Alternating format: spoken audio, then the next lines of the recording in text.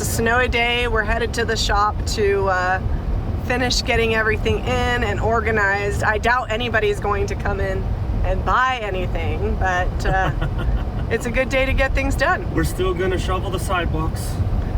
Shovel the sidewalks, work on new inventory, all the things. We have 1,000,001 things to finish out there, but I am finishing up this dresser because we've sold a ton of furniture. And this was the hot pink dresser, if you guys remember correctly. Looks a little funny right now because it's not all the way dry. It's kind of splotchy looking. But we painted it in prairie gray, a couple of coats, and I just applied a sealer of Big Top. And I'm gonna let that dry and hopefully put some milk paint on here and get chippy. It is a risk because it could chip all the way down to that hot pink, but I really wanted this to be chippy and I really didn't want to strip it. So when this is all the way dry though, and the Big Top is dry, the color will level out. It just takes a minute for that to happen. This is that Tremont mirror that we were working on yesterday, that we did the IOD molds on with the air dry clay, and then we used resin for this part here. And the outside of this mirror is just an old cabinet door that we took the glass out of, put a mirror in, and put this little piece of trim here to kind of make the transition. I've got 220 grit sandpaper. I'm just going to be sanding it lightly on the edges, and then what we'll do is we'll go in, we're going to do some heavy white wax and then pull that back off and see what we've got. This is a sample of DIY wax in white, and it goes a long way. It's an accent color. It can be used to seal the piece completely because it does have the same sealing properties as clear wax.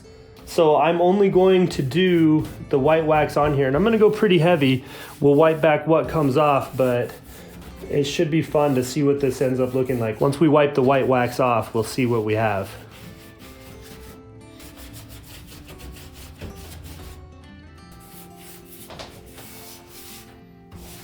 The wax is not cured. I just barely put it on, and I'm coming back with my rag and just wiping this back.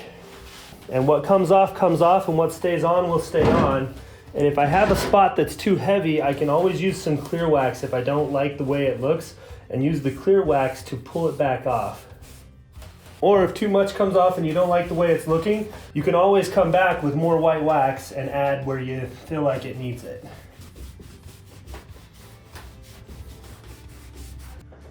All right, so this was looking a little splotchy to me over here, so I'm adding white wax, and I'm making sure to get in the details really well in between there and get really nice coverage, and then I will wipe that back and see what we have. I might even just use the buff brush to try to pull some of that back instead of wiping it with the rag. This is the Paint Pixie Buff. We carry this on our website at jamirayvintage.com if you want to pick one up. It's amazing for buffing things, and it's going to work really, really well to get down in these details and really even this out.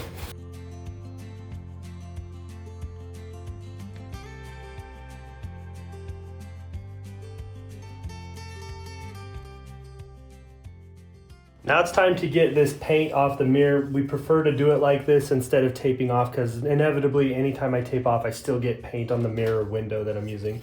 So I literally am just going to be using this ruler, and before the paint is cured I'm just going to push right here pretty good right along the edge. And you can use a razor blade or whatever. If you're going to use a razor blade, be careful not to scratch your mirror because that can happen. But I found that a piece of plastic or a straight edge piece of wood works really well. And then whatever this doesn't get, I can come back in with window cleaner and peel that right up. This dresser here is almost dry. You can see it's not streaky. It's got a couple little spots where we might need to do some touch up, but we're not gonna worry about that because this isn't the final coat. I don't think we're gonna get to that in this video, but we'll definitely make sure to show you guys pictures in community, so keep an eye out for that. Putting the final scrub on it, and we're going to hang it up over here, so those are gonna find a new home. Well, I always think I got the mirror all the way clean, and then there's always some spot on it that just isn't right. It's an old mirror. It's gonna have history. Well, it can have history, it just needs to not have dirt.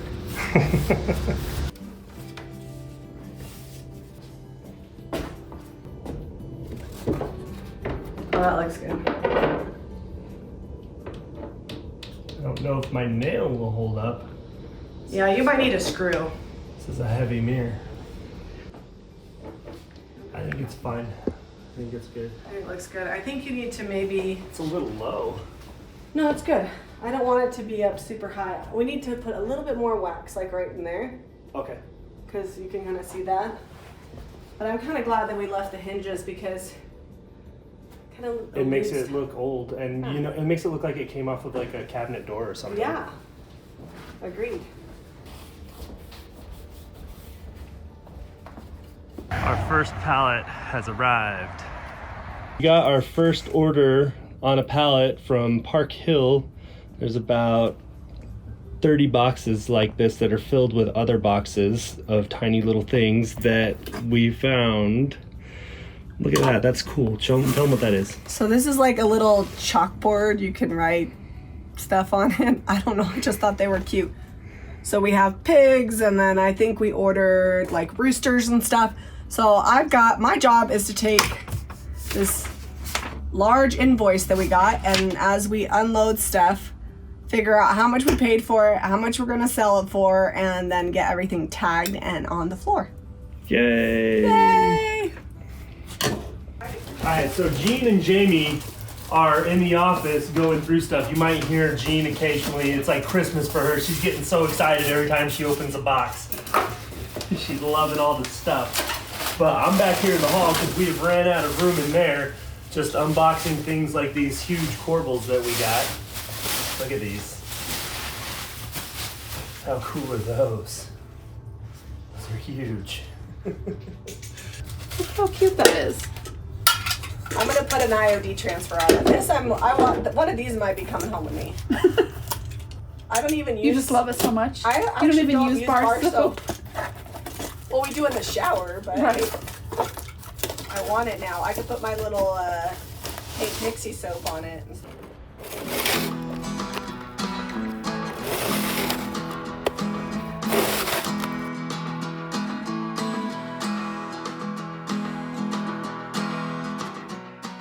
That's right. If the vintage Pyrex doesn't sell, it gets used for throwing salt and mixing paint around here.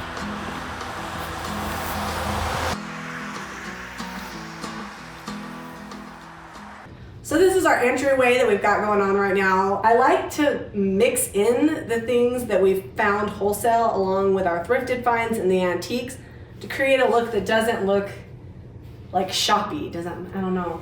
Like, I don't want them to come in and be like, oh, I'm in a retail store where everything's all pristine. It makes sense. Well, and this spot has changed over like 4 times in the last week because a bunch of stuff has sold out of this corner. It's the first thing people see when they walk in the door. Yeah, and I also want people to look at the things that I'm selling and imagine them in their home. So as we go through the vignettes, I hope that you notice an aesthetic that even though it's a little bit more full than you would normally decorate with at home, it gives you an idea of how you can take thrifted and found items and combine them with new items for a look that's uniquely your own. When we went to the Paris flea market, there were spools all over the place. Remnants from industrial machines that were no longer in use. So they were a lot more expensive than what we wanted to pay to fly them home. But when we were at the Las Vegas market, these are from India and they're actually old authentic spools that have been used, and they just look really cool sitting here, and they can be used for decor. You could put small little tea lights on them. There's a bunch of different uses. A lot of people use them and wrap them in antique ribbon. That's always really pretty. And we've actually already sold some of the big ones, which is kind of fun. All right, so I'm getting down low here. This is one of the first little vignettes you see when you come in. We've got an antique piece that I painted, but then we paired it with some of the wholesale finds. So chippy enamel. This is a color that I'm absolutely obsessed with, and I have a really hard time finding authentic old chippy enamel. So this is a great way to get the look without having to actually find the piece, but then incorporating it with some older things. When we're searching for corbels and things like that, and we buy them on the wholesale market, I'm looking for like authentic texture, chippy paint, things that you might normally find. If they look like they were made in a factory, chances are I'm not going to buy them. I'm really particular with my corbels. I like the fact that we can get more of these, but each one is unique because of the way that they finish them. No two will be exactly the same. So I'm always looking to find cloches, and sometimes I can find the smaller ones. but never the taller ones. So this is something that we picked up wholesale, but we've paired it with some thrifted and found items.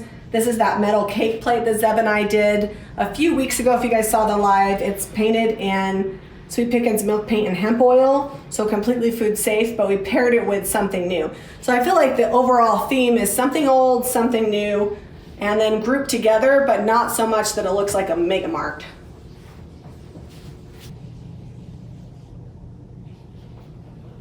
So some of the things we picked up, like these scissors, are really cool. I love them because I actually have some that I've used for upholstery and they're hard to find. And I want them all together, like smaller items, because I feel like they create more of an impact. Exhibit A, small items grouped together. Look at these baby little birds, they're so cute. They're actually place card holders, but I personally would just put a few of these together to create a darling little vignette. We had a hard time pricing them because they're so little, so we just put the little price tags there. Okay, so here we've got our actual chippy found enamel that we did actually buy wholesale. But then we also carry the new models in case people actually want to drink out of them without rust. And this color is like absolutely my favorite.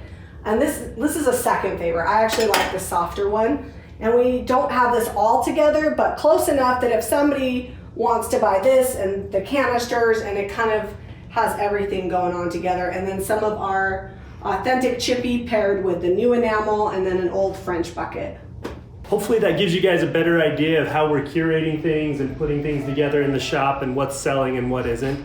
And if you see anything that you love and you can't get to Lehi, Utah on 1245 West Main Street, where the shop is located, we can ship it.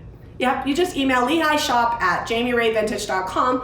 Let us know the item that you're interested in and where it's shipping to, and we can get that information back to you.